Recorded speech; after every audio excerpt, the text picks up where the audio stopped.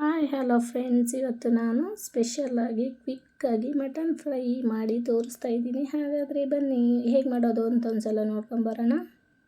ಇಲ್ಲಿ ಮೊದಲಿಗೆ ಒಂದು 5 ಆನಿಯನ್ ತೊಗೊಂಡಿದ್ದೀನಿ. ನೀಟಾಗಿ ಸಿಪ್ಪೆಲ್ಲ ತೆಗೆದುಬಿಟ್ಟು ಈ ಥರ ನಾನು ರೆಡಿ ಮಾಡಿ ಇಟ್ಕೊಂಡಿದ್ದೀನಿ. ನೋಡಿ, ಸ್ವಲ್ಪ ಬೆಳ್ಳುಳ್ಳಿನೂ ಅಷ್ಟೇ, ಇದನ್ನು ಅಷ್ಟೇ ನೀಟಾಗಿ ತೊಗೊಂಡಿದ್ದೀನಿ. ಸ್ವಲ್ಪ ಕೊತ್ತಂಬರಿ ಸೊಪ್ಪು ಮತ್ತು ಒಂದು ಬಟ್ಲಷ್ಟು ಕಾಯಿನೂ ಅಷ್ಟೇ, ತೆಂಗಿನಕಾಯಿ ತೊಗೊಂಡಿದ್ದೀನಿ. ಒಂದು 2-3 ಚಕ್ಕೆ, ಹಸಿ ಶುಂಠಿ, ಇಷ್ಟನ್ನು ನಾನು ನೀಟಾಗಿ ಇಟ್ಕೊಂಡಿದ್ದೀನಿ. ನೋಡಿ, ಇವಾಗ ನೀಟಾಗಿ ರುಬ್ಕೊಂಬಂದಿದ್ದೀನಿ. ನೋಡಿ, ಫೈನಲಿ ಮಸಾಲೆ ರೆಡಿಯಾಗಿದೆ. ಸಿಂಪಲ್ಲಾಗಿ ಮಾಡ್ಕೋಬೋದು ಮಟನ್ ಫ್ರೈ, ಈಸಿ ಮೆಥಡಲ್ಲಿ. ಮಸಾಲೆ ಆಲ್ರೆಡಿ ರೆಡಿಯಾಗಿದೆ.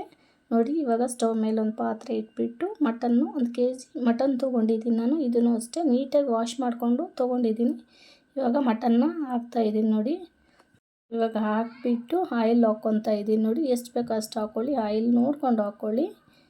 ಹಾಕ್ಬಿಟ್ಟು ಒಂದು 10-15 ನಿಮಿಷ ಹುರಿಬೇಕಾಗುತ್ತೆ ನೀಟಾಗಿ. ನೋಡಿ, ಈ ಥರ ಹುರಿತಾ ಇದ್ದೀನಿ. ಇದು ಮುದ್ದೆ ಜೊತೆ, ಚಪಾತಿ ಮತ್ತು ರೈಸ್ ಜೊತೆ ತುಂಬಾ ಚೆನ್ನಾಗಿರುತ್ತೆ. ಯಾವುದ್ರ ಜೊತೆನಾದರೂ ತಿನ್ಬೋದು. ಮತ್ತು ಲಾಸ್ಟಲ್ಲಿ ಒಂದು 2 ಟೇಬಲ್ ಸ್ಪೂನ್ ಸಾಲ್ಟ್ ಹಾಕ್ತಾ ಇದ್ದೀನಿ. ನೋಡಿ, ಇದನ್ನು ಅಷ್ಟೇ ಮತ್ತೆ ಮಿಕ್ಸ್ ಮಾಡಬೇಕಾಗುತ್ತೆ.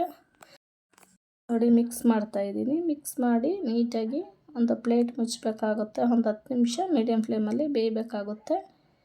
ನೋಡಿ, ಬೇಯ್ತಾ ಇದೆ ನೀಟಾಗಿ. ಮುದ್ದೆ ಜೊತೆ, ವೈಟ್ ರೈಸ್ ಜೊತೆ ಒಳ್ಳೆ ಕಾಂಬಿನೇಷನ್ ಅಂತಲೇ ಹೇಳ್ಬೋದು. ಕ್ವಿಕ್ಕಾಗಿ ಬೇಗನೆ ಮಾಡ್ಕೋಬೋದು.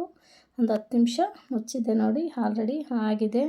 ಇವಾಗ ಮಸಾಲೆ ರುಬ್ಕೊಂಬಂದಿರೋದಿತ್ತಲ್ಲ, ಆ್ಯಡ್ ಮಾಡ್ತಾಯಿದ್ದೀನಿ. ನೋಡಿ, ಈ ಥರ ಆ್ಯಡ್ ಮಾಡಿಬಿಟ್ಟು ಮತ್ತೆ ಎಲ್ಲ ಮಿಕ್ಸ್ ಆಗೋ ಹಾಗೆ ಮಿಕ್ಸ್ ಮಾಡ್ಕೋಬೇಕಾಗುತ್ತೆ. ನೋಡಿ, ಇದು ಒಂದು ಒಳ್ಳೆ ಈಸಿ ಮೆಥಡಲ್ಲೇ ಮಾಡ್ಕೋಬೋದು. ಬ್ಯಾಚುಲರ್ಸ್ಗಂತೂ ಇದು ಒಂದು ಒಳ್ಳೆ ಈಸಿ ಮೆಥಡ್ ಅಂತಲೇ ಹೇಳ್ಬೋದು. ಮತ್ತು 2 ಟೇಬಲ್ ಸ್ಪೂನಷ್ಟು ಚಿಲ್ಲಿ ಪೌಡ್ರನ್ನ ನಾನು ಮಿಕ್ಸಿ ಮಾಡ್ಕೊಂಬಂದಿದ್ದೀನಿ. ನೋಡಿ, ಖಾರ ನೋಡ್ಕೊಂಡು ಹಾಕ್ಕೊಳ್ಳಿ. ನೋಡಿ, ಇದನ್ನು ಅಷ್ಟೇ ನೀಟಾಗಿ ಮಿಕ್ಸ್ ಮಾಡ್ಕೋಬೇಕಾಗುತ್ತೆ. ನೀರನ್ನು ಅಷ್ಟೇ ಎಷ್ಟು ಬೇಕೋ ಅಷ್ಟು ನಮಗೆ ನೋಡ್ಕೊಂಡು ಹಾಕೋಬೇಕಾಗುತ್ತೆ. ಭಾಳ ನೀರು ಹಾಕಬಾರ್ದು.